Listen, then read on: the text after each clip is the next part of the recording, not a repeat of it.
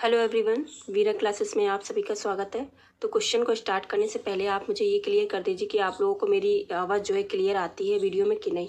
Please comment ज़रूर करना, ठीक है। और प्रिंट आपको सही दिखता है इसका, ये भी आप हमें बताना, ठीक है। क्वेश्चन कैसे है कमेंट करके ज़रूर बताना, कोई डाउट हो तो भी कमेंट करना। तो स्टार्ट करते हैं क्वेश्चन को। ये थर्ड पार्ट है साइंस का। सारे क्वेश्चन प्रीवियस ईयर क्वेश्चन है। तो फर्स्ट क्वेश्चन है, प्रकाश संश्लेषण का मुख्य उत्पाद क्या है? ए इनमें से कोई नहीं, B carbon dioxide, C glucose, D है क्लोरोफिल। प्रकाश संश्लेषण का मुख्य उत्पाद क्या है? तो फर्स्ट का राइट आंसर हो जाएगा सी ग्लूकोज। प्रकाश संश्लेषण का जो मुख्य उत्पाद है वो ग्लूकोज है। सेकंड क्वेश्चन है, मानव शरीर में डिहाइड्रेशन निम्नलिखित में से किस कमी के कारण होता है? मानव शरीर में जो पानी की कमी है या जिसे डिहाइड्रेशन भी कहते हैं, किस कारण हो जाता है? तो वैसे तो मैंने बता ही दिया है, तो इसका डी आंसर हो जाएगा, ठीक है, पानी। तो पानी की कमी के कारण क्या हो जाता है? डिहाइड्रेशन हो जाता है, क्योंकि हमारा जो शरीर होता है वो 3-4% तो पानी ही होता है हमारे शरीर में, ठीक है। तो इसलिए पानी की कमी हो जाएगी तो क्या होता है? डिहाइड्रेशन हो जाता है। इसलिए ग्लूकोज की आपने देखा बोतल वगैरह चढ़ती हैं। तो थर्ड है, पदार्थ की इनमें से किस अवस्था का घनत्व न्यूनतम होता है? इनमें से कोई नहीं, बी है तरल, गैस या फिर ठोस। पदार्थ की इनमें से किस अवस्था का घनत्व जो है न्यूनतम होता है? तो इसका राइट आंसर हो जाएगा सी गैसीय। गैस का जो घनत्व होता है वो न्यूनतम होता है, सबसे अधिक इसका होता है ठोस का। अगला है, निम्नलिखित में से किस गैस का प्रयोग फलों को असमय पकाने के लिए किया जाता है? मतलब उसके समय से पहले ही जो है फलों को पका दिया जाता है। तो कौन सी गैस है? ए है प्रोपीन, बी है एथिलीन, सी है मैथिलीन या डी है ईथेन। तो फोर्थ का राइट आंसर हो जाएगा एथिलीन, ठीक है। एथिलीन गैस से क्या होता है? फलों को जल्दी पकाने के लिए इसका यूज़ किया जाता है। फिफ्थ है, निम्न में से कौन सा लोहे का सबसे शुद्ध रूप है? पिटवा लोहा, ढलवा लोहा, कच्चा लोहा या इस्पात। तो सबसे शुद्ध लोहे का इसमें रूप कौन सा है? तो फिफ्थ का राइट आंसर हो जाएगा पिटवा लोहा, पिटवा लोहा। सिक्स है, निम्नलिखित में से किस रसायन को विट्रियल ऑफ क्ले भी कहा जाता है? विट्रियल ऑफ क्ले भी कहा जाता है, इसमें से कौन सा रसायन है? A copper sulphate, B sodium silicate, C है जिंक सल्फेट, डी है एल्यूमिनियम सल्फेट। तो राइट आंसर क्या हो जाएगा? बहुत ही अच्छा क्वेश्चन है, ये पूछा गया है ये। तो इसका राइट आंसर हो जाएगा डी एल्यूमिनियम सल्फेट। अगर इसके सूत्र की बात करें तो Al2SO4 का होल थ्राइस, ठीक है, एल्यूमिनियम सल्फेट। 7 है, एक कंपित क्वार्टज क्रिस्टल द्वारा हवा में उत्पन्न अल्ट्रासोनिक तरंगें किस तरंग गति का एक उदाहरण है? क्वेश्चन को ध्यान से पढ़ लीजिए। एक कंपित क्वार्टज क्रिस्टल द्वारा हवा में उत्पन्न जो अल्ट्रासोनिक तरंगें होती हैं वो किस तरंग गति का एक उदाहरण होती हैं? कोई नहीं, इनमें से कोई नहीं। बी है अनुप्रस्थ और अनुदैर्घ्य का संयोजन, सी है अनुदैर्घ्य, डी है अनुप्रस्थ। तो इसका राइट आंसर क्या हो जाएगा? 7 का सी, अनुदैर्घ्य तरंगें। अनुदैर्घ्य तरंगें क्या होती हैं? यांत्रिक तरंगें होती है, ठीक है। यांत्रिक तरंगें आपको पता होगा, दो होती हैं, अनुप्रस्थ और अनुदैर्घ्य, ठीक है। अगर तरंगों की बात करें तो वैसे तो तरंगें होती है दो तरह की होती है, एक तो विद्युत चुम्बकीय होती है और दूसरी यांत्रिक होती है।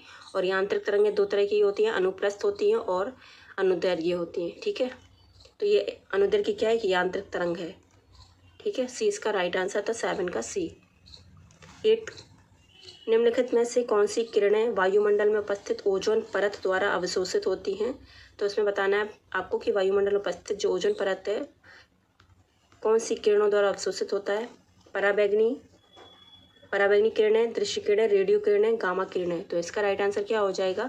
पराबैंगनी किरणें, जो कि ओजोन परत के द्वारा अवशोषित होती हैं, ठीक है। ओजोन परत कहाँ, किस वायुमंडल में होता है? समताप मंडल में, ठीक है, पूछ लिया जाता है क्वेश्चन। तो समताप मंडल में उपस्थित होती है ओजोन परत। अगला है 9, किसी पिंड की कार्य करने की क्षमता को कहा जाता है?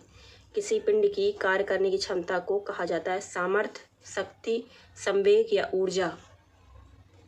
तो 9 का राइट आंसर क्या हो जाएगा? डी, ठीक है, ऊर्जा। किसी पिंड की कार्य करने की क्षमता को ऊर्जा कहा जाता है, एनर्जी। 10th है, निम्नलिखित में से कौन सी विद्युत शक्ति की वाणिज्यिक इकाई है, कमर्शियल यूनिट है? तो इसका राइट आंसर क्या हो जाएगा? A ampere, kilowatt hour, what या जूल। तो इसका राइट आंसर क्या हो जाएगा? किलोवाट आवर, ठीक है। विद्युत शक्ति का क्या होगा? Kilowatt hour. एम्पियर का क्या होता है? विद्युत धारा की होती है एम्पियर, ठीक है। वॉट किसकी होती है? शक्ति। जूल जो है कार्य या ऊर्जा का होता है। 11 है, निम्नलिखित में से कौन सा इंसुलेटर का एक उदाहरण है? क्रोमियम, पारा, लोहा या हीरा? इंसुलेटर का एक उदाहरण है इनमें से, तो 11 का राइट आंसर हो जाएगा डी, हीरा। ठीक है, इंसुलेटर होता क्या है? ऐसे पदार्थ जो विद्युत के कुचालक होते हैं, ऐसे पदार्थ जो विद्युत के कुचालक होते हैं उनका प्रयोग इंसुलेटर के रूप में किया जाता है। ठीक है, जैसे और भी उदाहरण है इसके, प्लास्टिक है, स्टायरोफोम है, कागज है, कांच, हीरा, रबड़ और शुष्क हवा, ये सभी क्या है? इंसुलेटर के एग्जाम्पल हैं। ठीक है, याद रख लेना, हो सकता है इनमें से कोई एक पूछ लिया जाए। अभी हीरा दिया था तो इसका राइट हो जाएगा हीरा इंसुलेटर में। ठीक है, अगला है 12 है, एक माध्यम से दूसरे माध्यम में तिरछी यात्रा करते समय प्रकाश के विक्षेपित होने की घटना किस नाम से जानी जाती है? एक माध्यम से दूसरे माध्यम में तिरछी यात्रा करते समय प्रकाश के विक्षेपित होने की घटना किस नाम से जानी जाती है? ए अभिसरण, बी परावर्तन, सी प्रकीर्णन या डी अपवर्तन? तो 12 का राइट आंसर क्या हो जाएगा? जब तिरछी प्रकाश की किरणें जाती हैं तो क्या होता है? अपवर्तन, रिफ्रैक्शन हो जाता है। ठीक है, रिफ्रैक्शन यानी अपवर्तन। 13 है, एक वस्तु को अनंत पर रखा जाता है तो उत्तल दर्पण द्वारा बनने वाले प्रतिबिंब की प्रकृति क्या होती है? जब कोई वस्तु को अनंत पर रख दिया जाता है तो उत्तल दर्पण द्वारा जो प्रतिबिंब बनता है उसकी प्रकृति क्या होती है? ये पूछा गया है क्वेश्चन। तो वास्तविक और सीधी, आभासी और सीधी, आभासी और उल्टी, वास्तविक या उल्टी?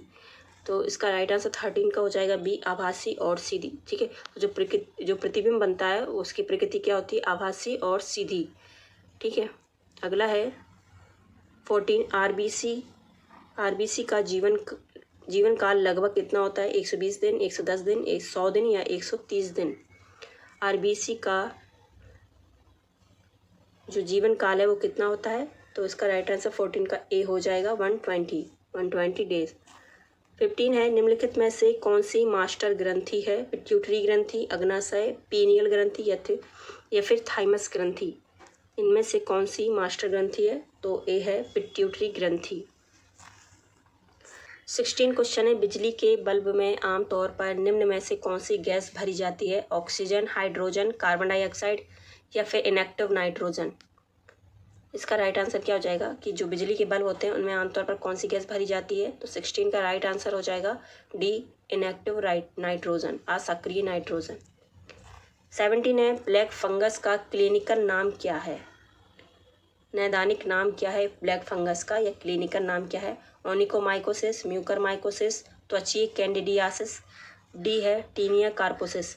तो जैसे कि आपको पता होगा कोविड-19 के समय में ये ब्लैक फंगस काफ़ी चर्चा में रहा था, तो इसका जो क्लिनिकल नाम है वो क्या है? तो बी इसका राइट आंसर है म्यूकरमाइकोसिस। ठीक है, म्यूकरमाइकोसिस।